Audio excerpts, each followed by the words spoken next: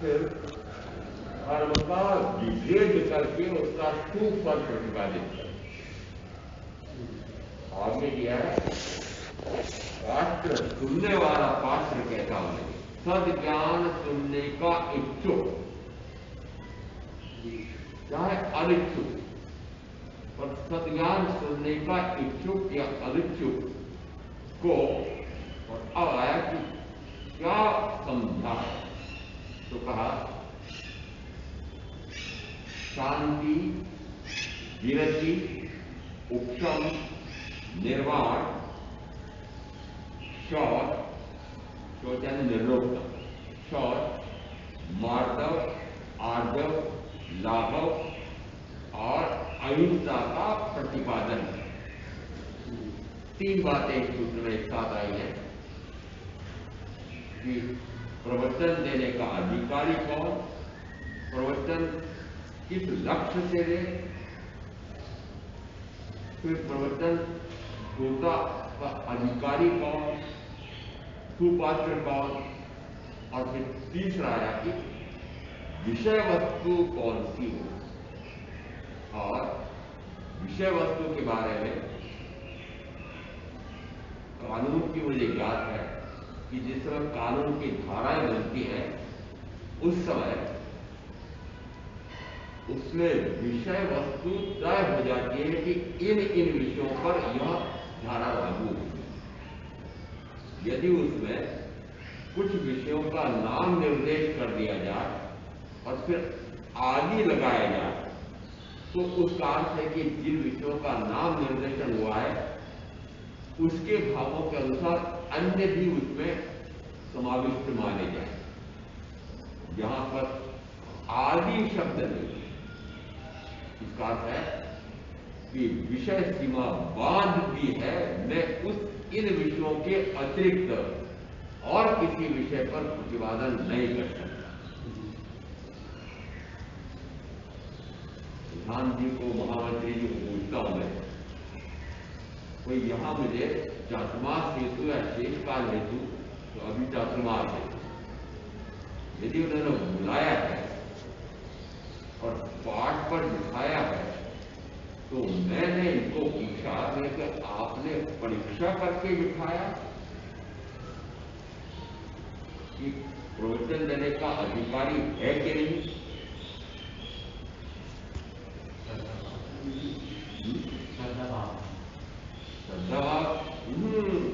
श्रद्धा तो अंदर श्रद्धा भी होती है, अंदर श्रद्धा भी होती है। श्रद्धा वस्तुतः यदि तीर्थंकर द्वारा प्रतिपादित जो तत्व रूप हुआ है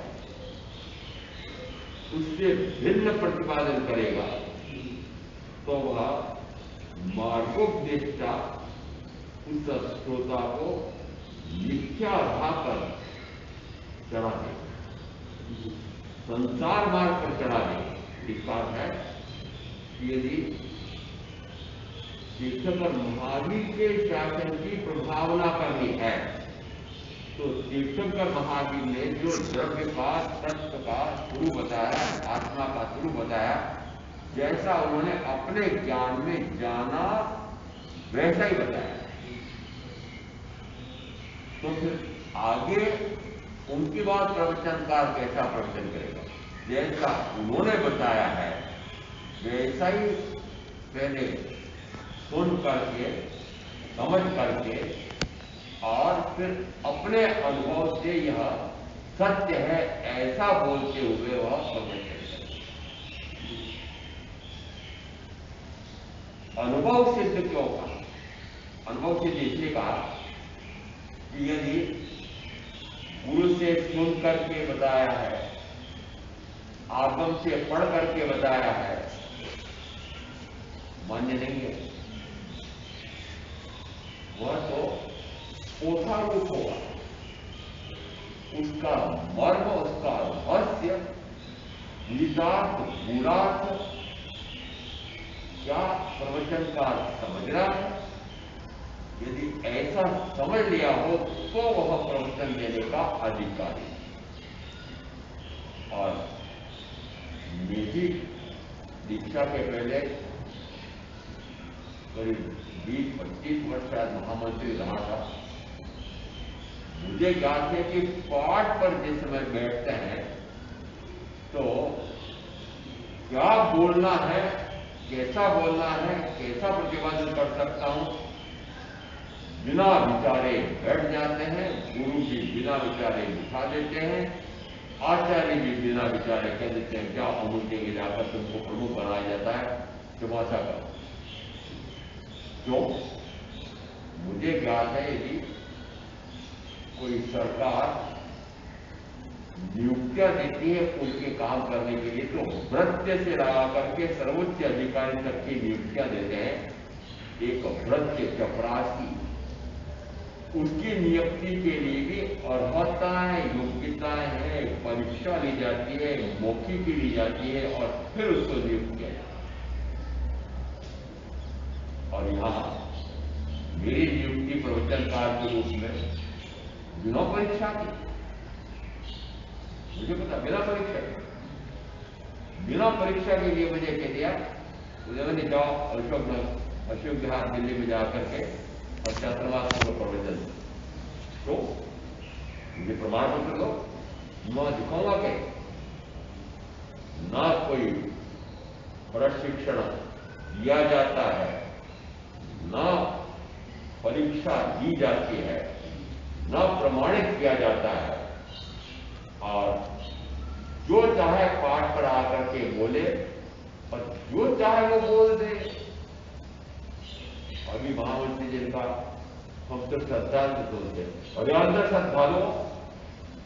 श्रद्धालु किसको कहा कि जैसी श्रद्धा होनी चाहिए, सच्ची श्रद्धा किसको होगी कि वस्तुतः वह जिसके प्रवचन सुन रहा है उसके प्रति सर्वार्पण का भाव करके, नमन का, वंदन का भाव करके वह उनसे समझना चाहता है, तो फिर वह अंधश्रद्धा से नहीं समझना चाहता है, सच्ची श्रद्धा हो जाए उसकी। इसलिए प्ररूपणा भी सच्ची श्रद्धा पूर्वक होनी चाहिए। ये इतनी बातें मुझे कहनी क्यों सूझ रही है कि आज यानी इन 10-20 वर्षों में मैं कह सकता हूं कि इस प्रकार के प्रवचन हो रहे हैं कि जो श्रोता को भटकाने वाले हैं। दांपत्य संबंधों में सुधार करो।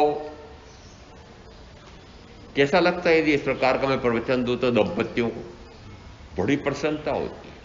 क्यों? क्योंकि आजकल जो दंपति बन रहे हैं उनकी कुछ विचित्र स्थिति है। वे तो मानते हैं विशिष्ट स्थिति है, पर मैं मानता हूं विचित्र स्थिति है। दोनों उच्च शिक्षा प्राप्त, विशिष्ट शिक्षा प्राप्त है और एक दूसरे से बढ़ करके है, और जिस समय वे पति पत्नी बनते हैं उस समय आपस में संघर्ष होता है। एक दूसरे के अधीन रह करके नहीं ऐसा कैसे हो सकता है, मैं भी तो पढ़े लिखी हूं, मैं भी तो इतना ऊंचा पैकेज इतना कमाती हूं, मैं भी तो इस प्रकार के बुद्धिमान हूं। अंदर में ऐसा दंभ, और पति का एक अपेक्षा से दम में मैं मानता हूं कि आज तक के इस दुनिया में पुरुष का ही शासन रहा है, पुरुष प्रधान युग। क्या स्त्री प्रधान युग कभी रहा? भारतवर्ष में केरल में ऐसा कहा जाता है कि वहां पर मातृ परंपरा चलती है। पितृ परंपरा और मातृ परंपरा समझते हैं अलग? हाँ, आप किसके बैठे हैं?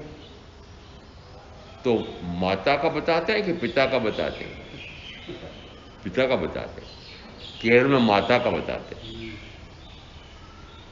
मातृ परंपरा है ना, माता के अनुसार। इसका अर्थ है कि वहां पर यदि वह किसी की बेटी है, उसकी शादी होती है, तो जमाई उस घर में जाकर के रहता है। परंपरा कैसी चलती है, ये तो मैंने दृष्टांत दिया मैंने। इसका अर्थ है कि परंपरा किस प्रकार की है। यहां परंपरा कैसी है कि यदि दोनों पति पत्नी आपस में संघर्षरत हैं, क्लेश करते हैं, निरंतर झगड़े होते रहते हैं, तो संयमी साधु साध्वी बहुत सारे, और यहां तक कि श्रवण संघ में तो मुझे एक उपाध्याय का भी पता है, उनको ऐसे दंपतियों पर इतनी दया अनुकंपा आती है, वो 1 दिन 2 दिन 3 दिन तक के शिविर लगाते हैं और उनको समझाते हैं। अब वो क्या समझाते होंगे मुझे पता नहीं है, परंतु दाम्पत्य संबंधों में सुधार, ब्लिसफुल लाइफ एंजॉय कैसे की जाए, ऐसे कपल शिविर बताओ, क्या ये तीर्थंकर महावीर द्वारा प्रतिपादित सिद्धांतों का प्रवचन हो रहा है? आपसे पूछता हूं, दंपतियों से, यदि ऐसे दंपति बहुत सारे उस सभा में हों और कुछ ऐसे भी हों कि जिनके आपस में क्लेश बात बात में हो जाते हैं, वे सुन करके उस प्रवचन की, प्रवचनकार की प्रशंसा करते हैं क्या? करते हैं।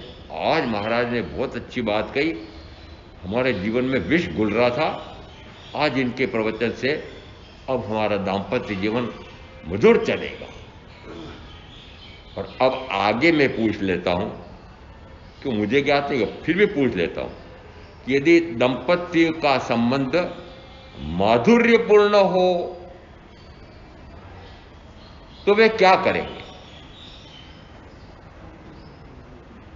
महामंत्री जी बताएंगे। इंद्रिय विषयों का, 5 इंद्रिय का चक करके भोग भोगेंगे।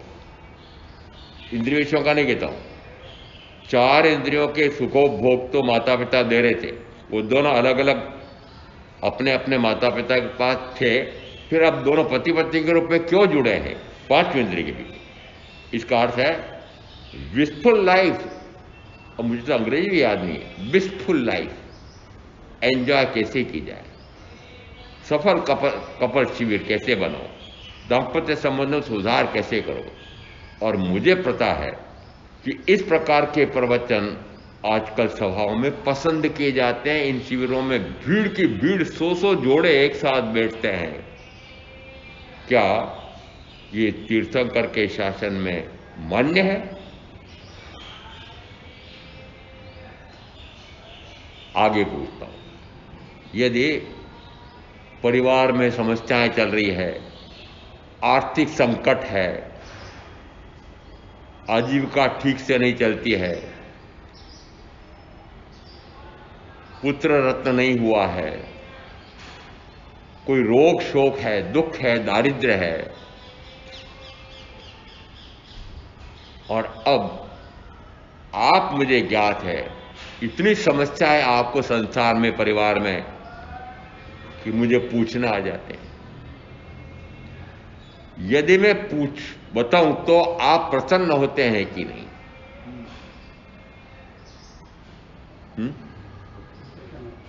भ्रष्ट, पूछने वाला भी भ्रष्ट और बताने वाला भी भ्रष्ट। भ्रष्ट क्यों? यदि यहां आ रहा है धर्म का विभेद करके उसका सुफल प्रतिपादित करे, और शब्द आ रहा है विषयों में निर्वाण, किन किन विषयों का प्रतिपादन करे, तो उसमें शब्द आ रहा है निर्वाण। क्या अर्थ है बताओ? अब महामंत्री बताएं क्या अर्थ है, किसका उपदेश दे, कौन सा मार्ग बताए? निर्वाण। यदि मैं परिवार सुधार करने में, दाम्पत्य संबंधों के सुधार करने में लग गया, यदि मैं समाज सुधार करने में लग गया, यदि मैं नीति सुधार में लग गया, राजनीति सुधार में लग गया, समाज नीति सुधार में लग गया, दंड नीति सुधार में लग गया, तो बताओ आत्म सुधार करने का मार्ग कौन बताएगा? और जो स्वयं आत्मशुद्धि आत्मसिद्धि प्राप्त करने का भरसक पुरुषार्थ करूं, इस लक्ष्य से संयम लेकर के आया है, वह यदि उसके स्थान पर यदि ऐसा लक्ष्य करा रहा है, तो मान लेना कि उसका भी लक्ष्य भटका हुआ है और अन्य को भी भटका रहे हैं। इसका अर्थ है कि आज जो संयमी साधु या साध्वी समक्ष में बैठे हुए मुमुक्षुओं को भटका रहे हैं, स्वयं भी भटक रहे हैं।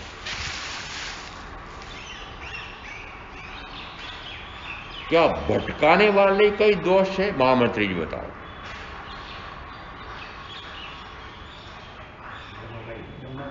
मैं महामंत्री जी को इसलिए पूछ रहा हूं कि भटकाने वाले साधु साध्वी का दोष है कि आपका भी दोष है? आपका भी दोष मानता हूं। आप कैसे पूछने जाते हैं? मेरा तो शायद अब तो करीब करीब बहुत लोगों को पता हो गया है, परंतु प्रारंभ के 5-6 वर्ष बाद मुझे ज्ञात है, एक जगह में गया था शेष काल में, कुछ भाई बहन बैठते हैं। मैंने पूछा, हाँ भाई कोई समस्या हो बताओ, समाधान लेते हैं। बहुत सा समस्या तो कुछ नहीं है, दुकान इतनी अच्छी जम गई है, कमाई इतनी अच्छी होती है, मकान भी बन गया है। एक समस्या है, 10 साल हो गए अभी बेटा नहीं हुआ है। महाराज कोई समाधान बताओ ना, कोई उपाय बताओ ना। महामंत्री जी बताओ क्या करूंगा?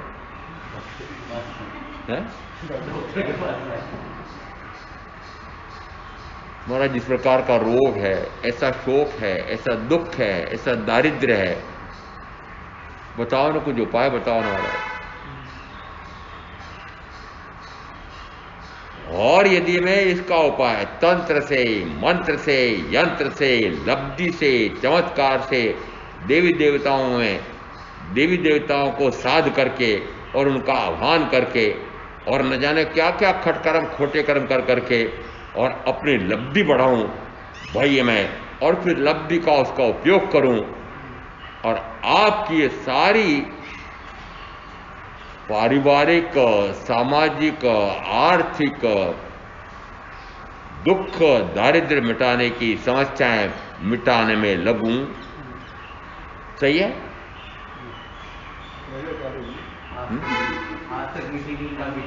और मुझे ज्ञात है ऐसे बहुत लोग मुझे कहने वाले मिले हैं कि महाराज हमारे तो उद्भट विद्वान ज्ञानी संतों आचार्यों में भी ऐसे मंत्र साधक हुए हैं, तंत्र साधक हुए हैं, यंत्र साधक हुए हैं, और ऐसे ऐसे उनके विशिष्ट तंत्र मंत्र यंत्र हैं, और उनके द्वारा लिखित इस प्रकार के तंत्र मंत्र यंत्रों के शास्त्र भी पढ़े हैं।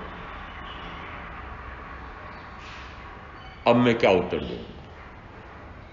क्या उन्होंने क्या प्रमाण दे दिया? उन्होंने प्रमाण दे दिया। इस प्रकार के शास्त्रों की रचना भगवान महावीर के इस धर्म दर्शन की परंपरा में ऐसे आचार्यों तक ने, विशिष्ट साधुओं ने भी किए हैं, ग्रंथ लिखे हैं, मिलते हैं और ग्रंथालयों में हस्तलिखित इस प्रकार के ग्रंथ भी मिलते हैं। मैं एक प्रमाण दे सकता हूं, आचारांक सूत्र का प्रथम शुद्धस्कंद, उसमें एक 7वां अध्ययन विलुप्त कर दिया गया। जिस समय वो 7वां अध्ययन था, उस समय किसी ने उसकी टीका लिखी थी। उस टीका में आया कि 7वें अध्ययन में इस प्रकार के तंत्र, मंत्र, यंत्र आदि की साधना पद्धति भी थी। इसमें थी आचारांक प्रथम अंग शास्त्र जो कहे जाते हैं वे साक्षात तीर्थंकर परमात्मा द्वारा प्रतिपादित समोच्चरण में या सभा में जिसमें तत्व का स्वरूप प्रतिपादन होता है, वह गणधरादि देव उसको सूत्र रूप में ग्रथित गूंथते हैं और उससे जो ग्रंथ बनते हैं उनको नाम दिया अंग शास्त्र। यदि ऐसे अंग शास्त्र में तंत्र मंत्र यंत्र आ गए हैं तो मैं पूछता हूं कि क्या तीर्थंकर महावीर ने तंत्र मंत्र यंत्र बताए होंगे? यदि वे तंत्र मंत्र यंत्र जानते थे, यदि उन्हें ज्ञात है कि देवताओं को भी वश में किया जा सकता है इन तंत्रों से, मंत्रों से, यंत्रों से, और देवताओं को भी आह्वान करके उनको वश में किया जा सकता है, मनुष्य की इतनी शक्ति भी है, तो फिर मैं पूछ रहा हूं संगम देव महामुनि महावीर को शायद 6 महीने तक लगातार 10 कष्ट उपसर्ग देता रहा था, तो महामुनि महावीर ने तंत्र मंत्र यंत्र साध करके उसको भगा क्यों नहीं दिया?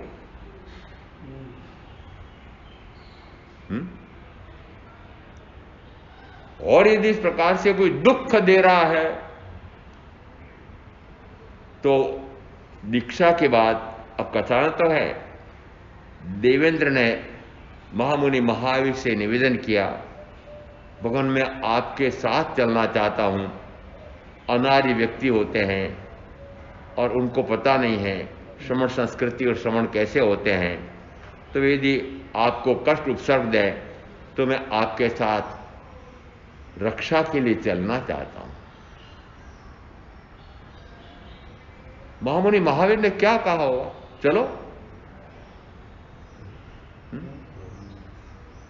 क्या कहा?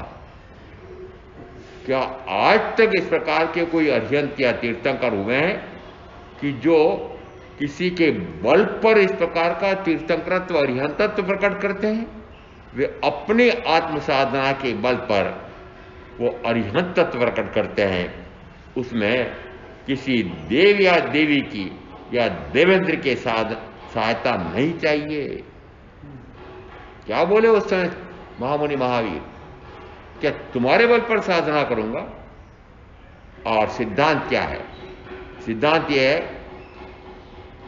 तीर्थंकर महावीर का अन्य दार्शनिकों की तुलना में एक महत्वपूर्ण सिद्धांत है, उसको हम कहते हैं कर्म सिद्धांत। और अन्य दार्शनिकों की तुलना में महावीर का वह कर्म सिद्धांत अटल प्रामाणिक सिद्धांत माना जाता है।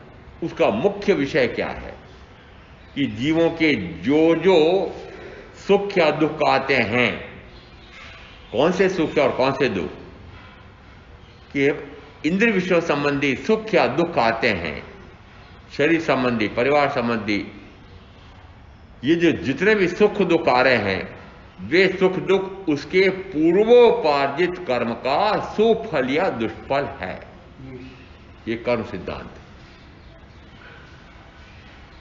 महावीर का विशिष्ट क्यों है कि अन्य दार्शनिकों में वेदांती कहते हैं कि सुख और दुख ईश्वर ही तय करता है, ईश्वर ही देता है, अन्य में अनन्य प्रकार से है।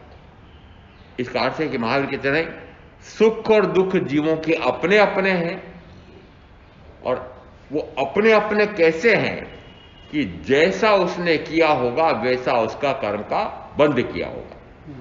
यदि उसने दूसरे जीवों को दुख दिया होगा, यदि उसने रागादि विकार का भाव किया होगा, तो ज्ञानावरणादि 7-8 प्रकार के कर्मों में से साता या असाता विधिनी कर्म का भी बंध होता है।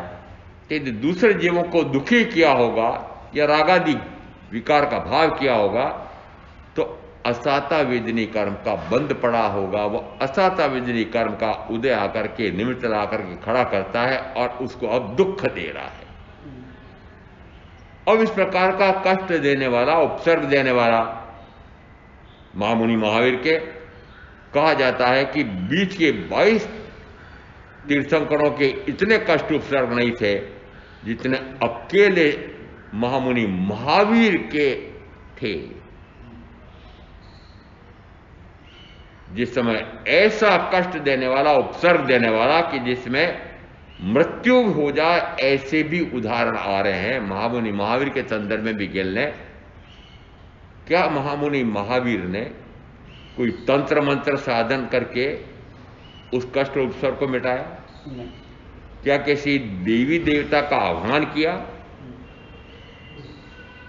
क्या उस समय देवेंद्र ने जो प्रस्ताव दिया था उसको बुलाया कि भाई तुमने प्रस्ताव दिया था, संकट आ गया है, ये तुम्हारा संगम देव मुझे दुखी कर रहा है, तो जरा इसको भगाओ ना? बुलाया? फिर आप साधु साधियों से अपेक्षा कर रहे हैं, और साधु साधु भी पूरी कर रहे हैं कि तंत्र से, मंत्र से, यंत्र से लब्धियां उपार्जित करने का पुरुषार्थ करते हैं। लब्धियां ने वस्तुतः संयमी आत्म साधना करते हुए बाह्य में कोई लब्धि प्राप्त हो जाए, कैसी होती है वो लब्धि? आनंद घन जी महामुनि का है या किसी का भी गिन लेना, किसी एक विशिष्ट साधक ने उनके पास शिष्य को एक विशिष्ट द्रव्य पदार्थ दे करके भेजा कि अमुक को जाकर के देना। कहता ना मुझे इतनी याद रहती नहीं। वो महामुनि उनके पास पहुंचा, उन्होंने वो पात्र लिया और फट से फेंक दिया। उनको अरे इतना महत्वपूर्ण, उसमें इतना चमत्कार है, उसको इन्होंने ऐसे फेंक दिया।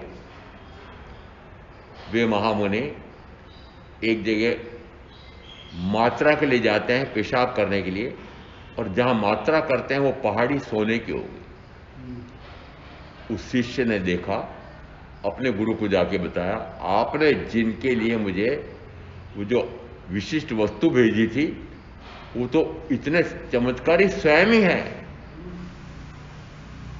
वो चमत्कार उन्होंने क्यों दिखाया? क्यों दिखाया? तुम मुझे इस प्रकार के चमत्कार सिखाना चाहते हो? क्या मेरे पास नहीं है? अरे मेरे पास भी है, पर मैं उसका उपयोग करता नहीं। क्यों?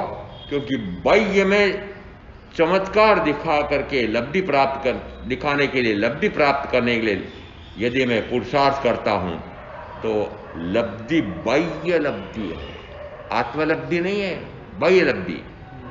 बाह्य लब्धि से मेरे श्रोता सैकड़ों, हजारों, लाखों की संख्या में हो जाए तो किस प्रकार की लब्धि होनी चाहिए कि उस लब्धि से मैं इन लोगों का इस प्रकार का चमत्कारिक प्रभाव डालूं और ऐसी भारी मेरी श्रोता सभा हो जाए। क्या ऐसा लक्ष्य होना चाहिए साधु साध जी का?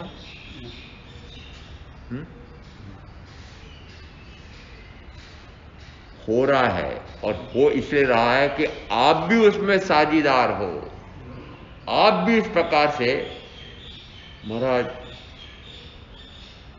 बेटी की, मेरे सामने भी आया हो ऐसे उदाहरण, महाराज बेटी की शादी हुई थी, आजकल का जमाना खराब है, वो तो संबंध तोड़ करके घर बैठ गई, बहुत प्रयत्न किया वापस समझौता हो जाए, नहीं हुआ है। महाराज पुनः शादी करना चाहती हूँ बेटे की, कुछ उपाय बताओ ना, कोई मुझे ऐसा मंत्र दे दो, कोई ऐसा करो कि मैं उस प्रकार की मंत्र की साधना कर दूं। आप बता दो कोई मंत्र, आप मंत्र की साधना से ऐसा मेरा कोई उपाय करा दो कि वो बेटे की वापस शादी हो जाए। और अब मैं पूछ रहा हूं, क्या आप या आप में से कई इस प्रकार के साथ समस्याएं लेकर के साधु साधु के पास आज नहीं जा रहे हो? मुझे ज्ञात है, पंक्ति लगी रहती है 5, 25, 50, 100 दिन भर, और ऐसे ऐसे विशिष्ट आचार्य भी माने जा रहे हैं, और वे इस प्रकार के मंत्रों से साधना बताते हैं। और मंत्रों के साधना से अब इतने व्यक्ति यदि वहां आ रहे हैं तो फिर आप कहेंगे वो मंत्र साधक भी कहते हैं और मंत्र बताने वाले, पर मंत्र ले जाने वाले भी कहते हैं तो साहब उस मंत्र के जाप से ऐसा हुआ है, और प्रमाण दे रहे मुझे हुआ है। यदि उस मंत्र की साधना से हुआ है, उसका संकट टल गया है, या उसको धन की प्राप्ति, पुत्र की प्राप्ति हुई है, ऐसा यदि मानो तो तीर्थंकर महावीर द्वारा प्रतिपादित कर्म सिद्धांत का क्या होगा? झूठा झूठा साबित हो गया कि महावीर का कर्म सिद्धांत तो ऐसा है कि इस प्रकार से उसके दुख आया हुआ है, पुत्र रत्न की प्राप्ति नहीं हुई, दुख आ रहा है, कारखाना चला है, इतना धन लगाया है, विनियोग किया है, और कारखाना चल नहीं रहा है, और अमुक ने इस प्रकार से एक मंत्र साधना दी, या एक तंत्र बना के दिया, या यंत्र बना के दिया। यंत्र तरह तरह के यंत्र है, 65 या पता नहीं क्या क्या, वो यंत्र ऐसा करना, तुम कारखाने के कार्यालय में या कारखाना जहां विशेष कार्य होता है वहां जाकर यंत्र को लगा देना और तुम्हारा कारखाना अच्छा चलेगा। उसने कहा वास्तव अच्छा चलने लग गया। यदि ऐसा वह कहता है, यंत्र साधक भी कहता है, और यंत्र जो ले गया उसके कारखाना अच्छा चलने लगा है, व्यापार अच्छा चलने लगा है, वो कहता है कि हाँ उस यंत्र से अच्छा चलने लगा है। अब बताओ कि यदि ऐसी मान्यता आप सब लोगों ने मानी हो तो तीर्थंकर महावीर द्वारा प्रतिपादित कर्म सिद्धांत का क्या हुआ?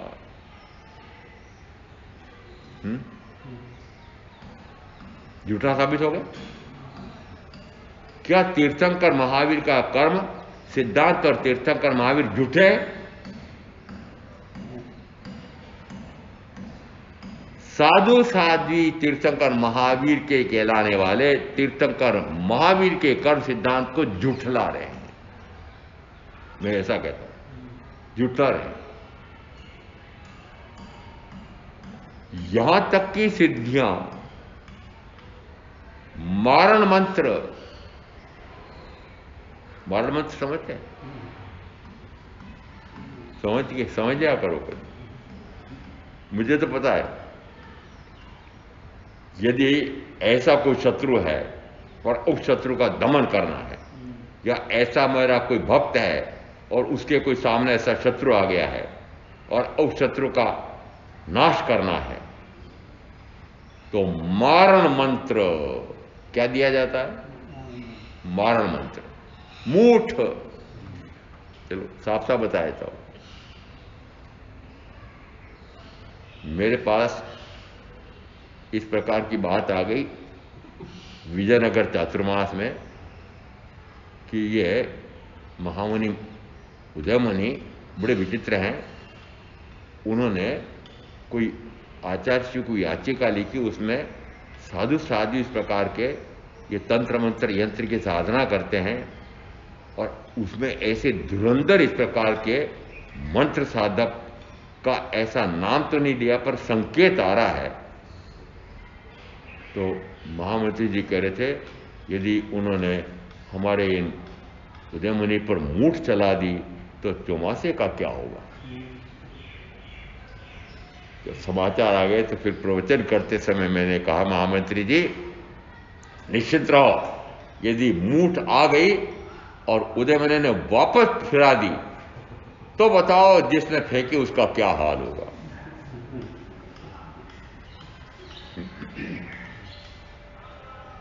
तो श्रोताओं को लगा, अरे उदयमुनि तो मूठ चलाना और मूठ को रोक लेना इतने ऊंचे लब्धिदारी है।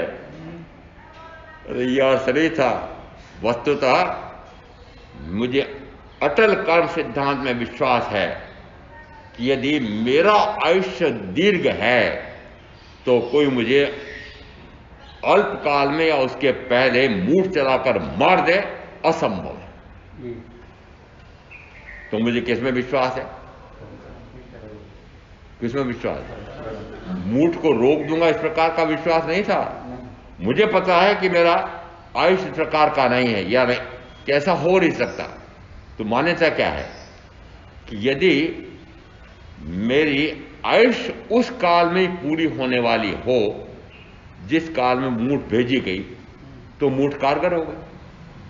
और यदि आयुष पूरी नहीं होने वाली हो तो मूठ चलेगी। इसको कहते हैं अटल कर्म सिद्धांत में विश्वास। तो मैंने महावीर के अटल कर्म सिद्धांत में विश्वास को प्रकट करने के लिए प्रवचन में कहा था। उसका अर्थ यह नहीं था कि उदयमणि के पास भी ऐसे मंत्र हैं कि मूठ वापस गिरा दे।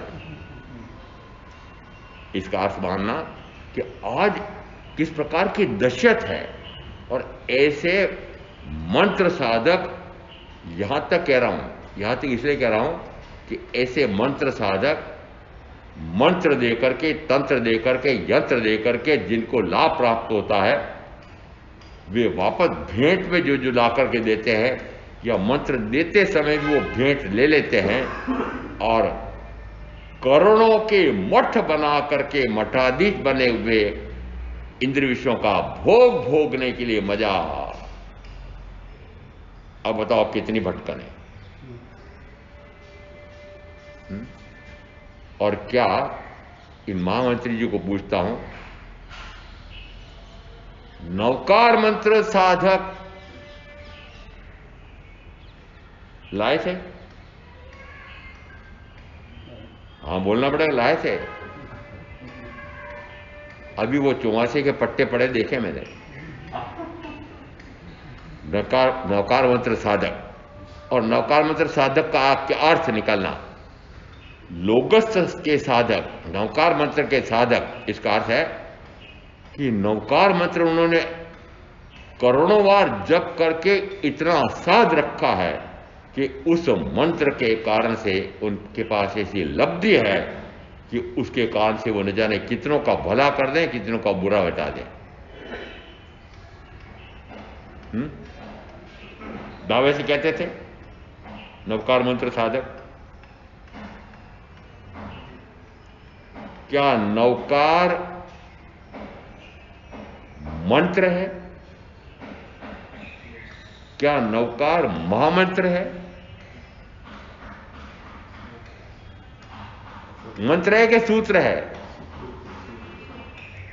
मंत्र है कि इन 5 परम इष्ट कैसे कि आत्मा का कल्याण करने के लिए निमित्त कारण। तो आप कैसे कि आप मंगल कराने वाले, आप मेरा आत्म कल्याण करने वाले, आप मेरे लिए इष्टों में भी परम इष्ट। इस कारण से मैं आपकी शरण लेता हूं। ये 4 शरणों में आती है मंगल पाठ में। ऐसे ये जो पंच परमेष्टि हैं, ये कौन सा कल्याण कर सकते हैं? क्या आपके रोग, शोक, दुख, दारिद्र्य मिटाने के लिए वो 5 पदों का बना हुआ नवकार मंत्र महामंत्र है, जिसमें लौकिक लाभ भी प्राप्त होते हैं और पारलौकिक लाभ भी प्राप्त होते हैं। और एक नहीं, अनेक इस प्रकार के छोटे बड़े ग्रंथ पुस्तकें हैं कि जिसमें नवकार मंत्र की साधना के बारे में आया है कि नवकार मंत्र महामंत्र है, और इस महामंत्र में लौकिक लाभ और पारलौकिक लाभ दोनों लाभ देने की शक्ति है। और आपने भी रटा हुआ है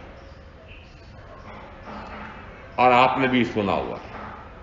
कभी प्रश्न पूछा आपने कि इन पंच परमेष्टि में से कौन सा ऐसा परमेष्टि है कि जो लौकिक लाभ दे सकता है?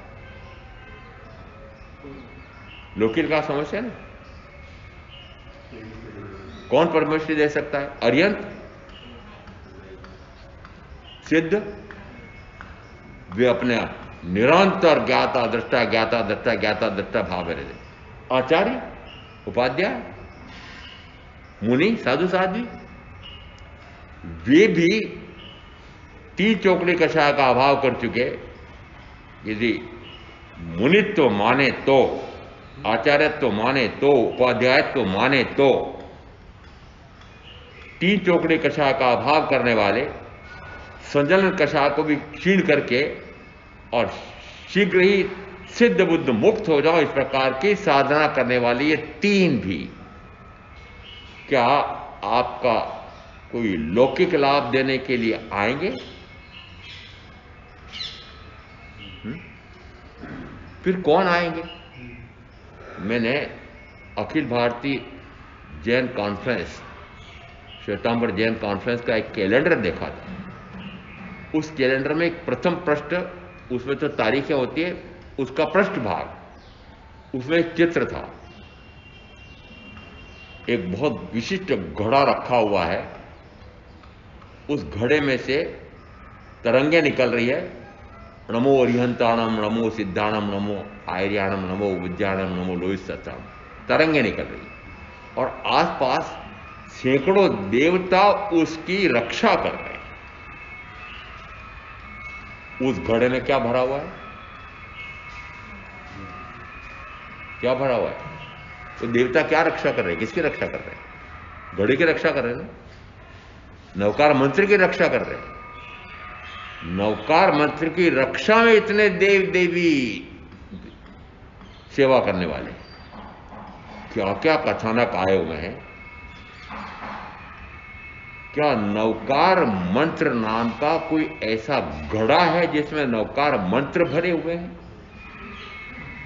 क्या ऐसा घड़ा है कि जिसमें ये 5 परमेष्ठी भरे हुए हैं, जिसकी रक्षा कर रहे हैं देवी देवता? मुझे तो कुछ अर्थ ही समझ में नहीं आया। मुझे न उस चित्र का अर्थ समझ में आया, न देवी देवता रक्षा करते हैं इस बात को मुझे समझ में आई। उनका देवी देवता इस महामंत्र नवकार की रक्षा कैसे कर रहे हैं? और मुझे आप स्थानकवासियों को भी पता है, मत समझना कि आप स्थानकवासी हो, शुद्ध स्थानकवासी हो। जिस समय नवकार मंत्र का जाप, चाहे 1 घंटे का, चाहे 24 घंटे का, चाहे 8 दिन पर्युषण का, उस समय एक पाटा रखा होता है, उस पर 9 पद लिखे होते हैं, फिर एक पेटा होता है, उसमें गोल गोल उस प्रकार की डिब्बियाँ होती है, उसमें लौंग रखे रहते हैं, मालाएं रखी रहती है। और जिसमें उस पाठ के जाप के कमरे में प्रवेश करते हैं धोग देते हुए, और पाठ पर धोग दे करके और फिर जाप प्रारंभ करते हैं। बताओ किसको धोग दे रहे हो?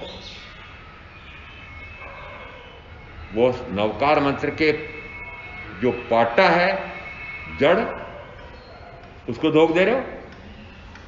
तीर्थंकर परमात्मा की मूर्ति को जड़ मान करके मैंने अग्राह्य किया कि वहां वंदन करने नहीं जाऊंगा। अब किस पर वंदन कर रहे हो? और अब एक ऐसे विशिष्ट साधु, उन्होंने कहा अरे नवकार मंत्र का एक मंदिर बनाओ, नाम दिया नवकार मंत्र मंदिर। कौन बनाओ? स्थानकवासी। सारे लक्ष्य भ्रष्ट हो रहे हैं। वस्तुतः यदि ये आचाराम सूत्र के प्रथम स्कंद में इस सूत्र को देखें तो इस सूत्र में मात्र यह आया है कि आगमज्ञ मुनि ही प्रवचन देने का अधिकारी है। फिर वह कौन से श्रोता होने चाहिए और किन किन विषयों का प्रतिपादन करे, इतना बांध करके रखा है। इस सीमा के बाहर में जा नहीं सकता। जाता हूं तो मैं तीर्थंकर परमात्मा के आज्ञा का उल्लंघन करता हूं, ऐसा तत्व का स्वरूप समझ करेंगे। आज जो साधना करेंगे उनका अवश्य कल्याण होगा। ओम शांति।